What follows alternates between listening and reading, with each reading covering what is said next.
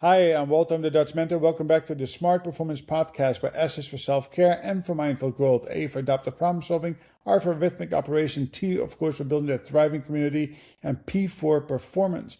We are going to have a very interesting talk about taboo topics. Of course, the first thing that comes to mind is always salary, and the second one you'll have to wait and guess what that could be. But stick around for the next 15 minutes. It's going to be action-packed and key takeaways. As always, it will be actionable. Nicole, thank you very much for joining me in the conversation today, and tell us a little bit about yourself. Thank you for having me. Hey, everyone. I spent 30 years working in the consumer products industry and where I was the head of sales of big companies, billion-dollar brands. And I recognized that while if I had to sit in another meeting and talk again about floor stands, I might hurt myself. So instead, I decided to focus on what I love, which is helping people thrive. And so I left to become an executive and leadership coach, TEDx speaker, and an author of the book Taboo Topics. I love it, and that topic of taboo is very eye-catching, and you will show the cover of the book, and everybody there will be a link. So make sure you go out and buy it as well. So tell me how you establish a problem statement. So you gave me a very short one. Expand upon it a little bit. Why is this important to us, and why do we need to pay attention to it? Throughout my career, I was frequently the only woman in the room in many, many different conversations. And I remember being very surprised and shocked by how things were being approached, the discussions that were happening, and how much I felt, especially women and minorities and people who were LGBTQ, disabled, were not part of the discussions. And so for me, I wanted to be able to demystify a lot of that and get information out there so we can start the conversations. Because when we're not talking about things that literally affect more than half the population, that's a gap. And if we don't talk about it, there's shame associated with it. And it just makes it even harder to discuss. But instead, if we start addressing it, we can open it up, and that builds advocacy for everyone to succeed. Very, very interesting. It's something that we have to actively think about and see how things have impacted us in order to really make sense out of it. So obviously, after you left your environment, you worked on your own for a little bit. Tell me about the path of the book itself, and as you have said to me, there are 24 topics which we're not covering all 24. Talk a little bit about how you end up writing the book, why it was important to you. What are some of the outcomes you have seen? And then we're going to dive into two specific topics a little bit deeper. Well, first of all, let's start with if you're playing trivia, you want me on your team. I have a font of information in my brain that I've had a lot of people say, oh my gosh, you should write a book. And so that's part of it. But really, I wanted to address topics that were limiting people that didn't need to be. And so everything in life is a skill. It doesn't matter if it's shooting a three-pointer, baking a souffle, or responding to sexism. It's a skill. And if you don't have the skill, you're not going to be able to be your best self for it. So I wanted to get those skills out there. And part of the reason, again, why I wrote the book was so often I read business books and they do a great job of identifying a problem. And then you're like, okay, now what? What am I supposed to do with this? How am I supposed to act on it? So I wanted to put actionable next steps for every one of these to make it very easy for people to digest, understand, and figure out how to move forward. So interesting that you came up with 24. I'm more interested to know, was it a struggle to get to 24, or was it a struggle to get it down to only 24? It was a struggle to stop because there were so many topics I wanted to talk about, but it ended up coming down to the ones where throughout my career that dramatically impacted someone's life, or I was able to impact someone's life, were the topics I ended up focusing on. Yeah. So I was afraid of that because the list of things we're going to address, and there's only so much time and so many pages, right? So with that said, let's dive into the two topics that we talked about, because I get this question often when I work with individuals that once we get them near the finish line and they start talking about money, it becomes a very uncomfortable. People are just not comfortable talking about money. So there are really two different scenarios, right? Somebody goes into a new job and they have to negotiate the salary, but even less comfortable often are people who are working who say, listen, I deserve a raise over my 2% cost of living increase that I get. So use both of those scenarios. Give an example of a client. What do you do with that? First of all, I want people to understand that negotiation is expected. And men, if statistically, men are much more likely to negotiate than women. And with that, I would like to share two pieces of information. One is if you don't negotiate your first job offer out of college, it can cost you $1 million in your lifetime. And that's for everyone.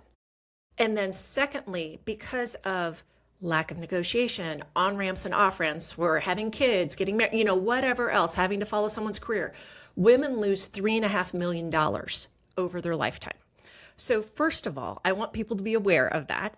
And so when they're going into a job, if they've got an offer to you, a lot of people think, oh, I can't negotiate. They might take the offer away. No, they won't. They want you. They have decided you're the person. They want to work with you and they expect negotiation. So first and foremost, negotiate. Now, a lot of people go in and say, well, I make whatever. I make 100,000 today. They don't need to know that. You need to go out and do your research. See what similar jobs are showing as ranges on LinkedIn, on Indeed, on other places. And it doesn't matter if you make 100,000 today. If you're going for a job that posted salary range is 140, that's what you should be getting. Your current salary today is irrelevant. What matters is the skills and capabilities you're bringing and what that salary range is on that job in that location. So you absolutely need to make sure that you are coming in with information. Point one. Point two on salary. It is very common for companies to say, oh, we can't increase your salary, but we can give you a sign-on bonus. And that sounds great. But you have to remember, salary is the font from which all things spring. This is what determines your bonuses, your insurance, your payouts on everything. And so while you might say, hey, my base salary is 100 and they're going to give me a 10 grand signing bonus, but they're going to offer me 105. The 100 with the 10 grand might sound better, but after 1 year, the 105 pays out more in terms of bonuses, insurance, and everything else. So only 1 out of every 3 women maximizes what they get from their company. And so that means on 401ks, on using their vacation, all of that kind of stuff. It all comes back to this negotiation.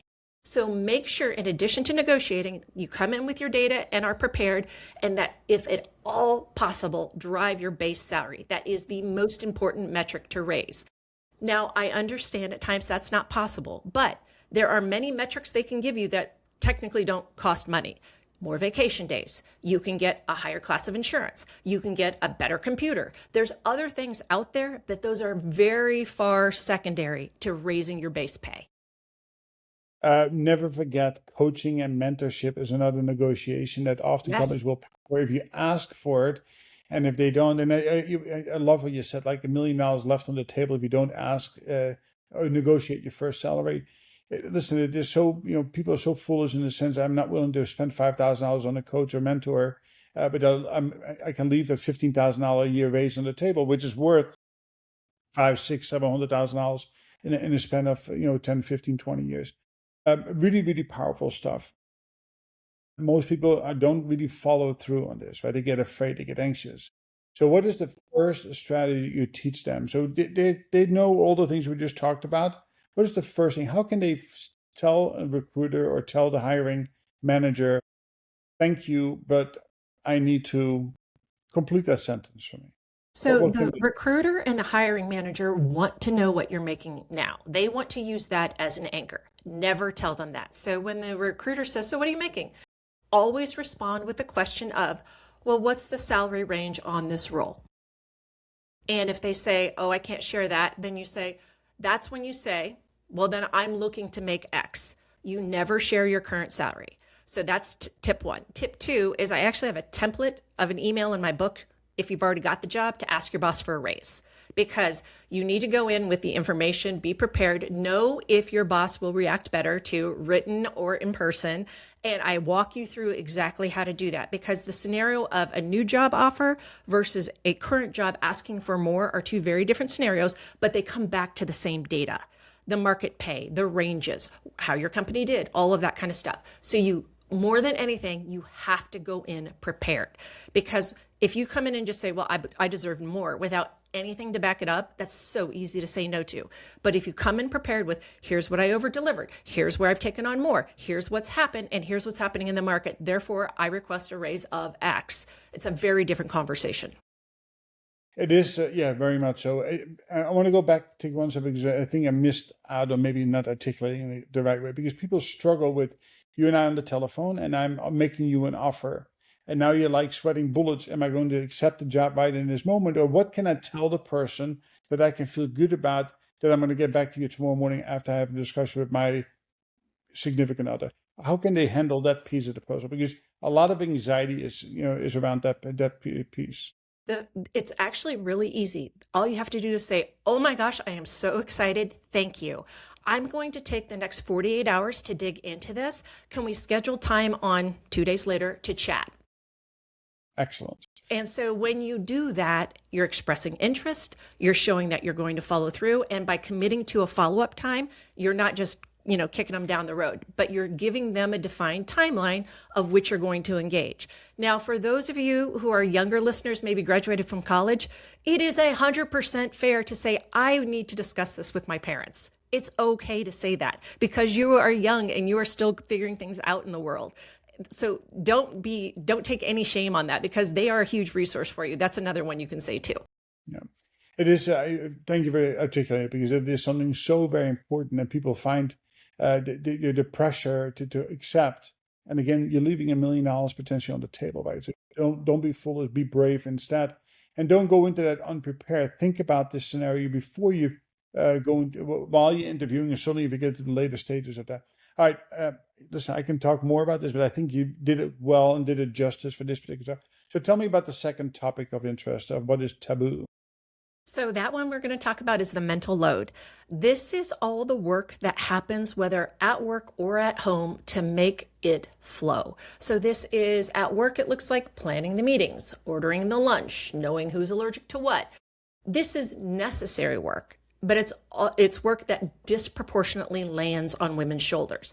Now, the important thing about this too is this is all non-promotable work.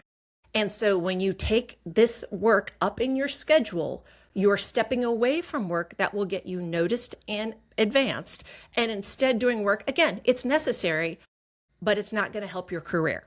And so you have to be hyper aware of these kind of tasks coming in. So one of the things that I tell all of my clients and the women I mentor is always take notes, never be the note taker. Because one is in service to you, the other one is in service to everyone else. And once you start putting services out for everyone else, it becomes expected, even though it's not part of your role. And then that is less time for you to be able to focus on your work, to demonstrate strategic thinking, to demonstrate problem solving, to demonstrate critical skills. And so that mental load is insidious, because in a full-time job, it's roughly 2,000 hours in a year. At home, the mental load is another 520 hours for moms. And at work in general, it's 200 hours for women. So women have almost 720 hours of work that they're doing that doesn't advance anything. Yeah.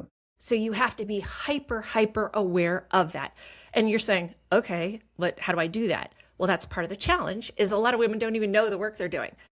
Take a week at work, at home, whichever, and just start capturing anything that you're doing for anyone other than yourself.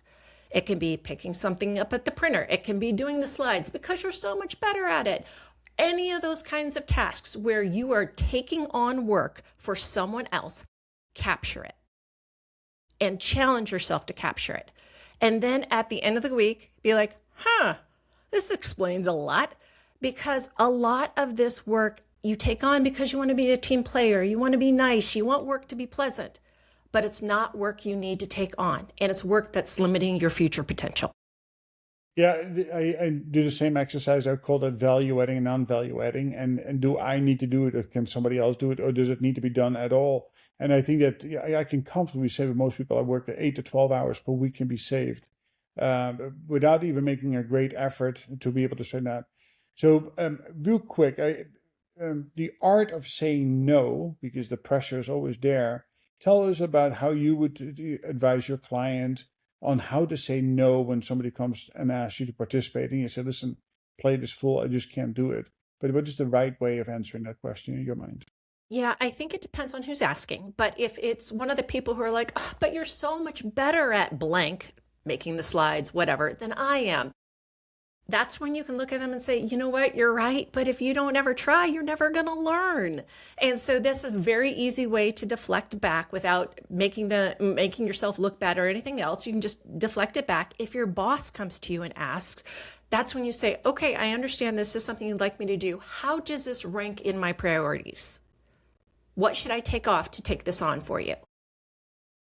Well, just do it. Well, no, I need to understand. I'm already full. So what would you like me to take off? And that forces them to have kind of an internal discussion about, oh, and frequently that's enough to make your boss go ask somebody else. Yeah. So I would add one thing to that. I usually tell people to say that, that in order to give you my very best and uphold my brand, I don't have bandwidth today, but I'm working on A, B, and C. Come back in 2 weeks from now, I can create a. But I think people don't exercise this often enough, and especially people pleasers take on way more. Yes. That's not value adding. Yes. And I cannot overemphasize the real value add in any position is not what you do in order to get a promotion. It's the decisions that you make, right? If your boss sees you making really good decisions along the way, that stands out in much greater favor than somebody who just moves the needle and pushes boxes around. Absolutely. Nicole, I love these topics. Maybe I need to bring you back for the other 22 at some point. These are nice, really good, actionable discussions that we have. Highly recommend people to get the book. So where can we find you? Where can they find the book? You can find me on my website, which is www.innate-power.com. So innate-power.com. And I've got Taboo Topics listed there, and it takes you to any place that you could potentially want to buy it. And it's available in hard copy, paperback, ebook, or audio. So you can find it any way you want to find it. And you can also find me on LinkedIn, Coach Nicole Johnston, Nicole Johnston Coach on Instagram and Facebook. So I can be found any way you'd like across the big channels. I love it. Thank you very much for doing that. So, as I always ask all of the guests to come with a final thought, a final actionable takeaway that people can enact, today. I want you to go look at your salary. Are you contributing the max to your 401k or whatever retirement scheme there is at your company? Have you taken all of your vacation days? These are all compensation aspects that many people leave on the table. Go look and make sure you're maximizing all of it because it is part of your total package and you are owed it. Yeah, and I would even push it even tiny little bit further, saying that HR has usually benefits like 10% off for Verizon or AT&T, and they have lots of other discounts available to you that most people don't really even know about. Right? So go ask HR for a list of benefits that are available, and if to all the HR people, that's part of your recruitment and retention strategy to make sure that people are aware, not just tell people at the time of orientation when people are flooded with information. It's like drinking from a fire hydrant where everything is forgotten by the next morning anyhow. Nicole, thank you very much for joining me today. It really, really was a great conversation. I think it was truly value adding in time for anybody who is going to take the time to watch this, because this can pay real dividends in real money and in real stress release. To the audience, listen, without taking any kind of action, this conversation too will be forgotten by tomorrow morning. So take a meaningful step for yourself and follow what Nicole has talked about today. Thank you. Come back again soon. And if for nothing else, go to my website at dutchmentor.com. Lots of great resources there to get you on your way to success, whatever that looks like in your dreams. Thank you very much, everybody. Thanks, everyone.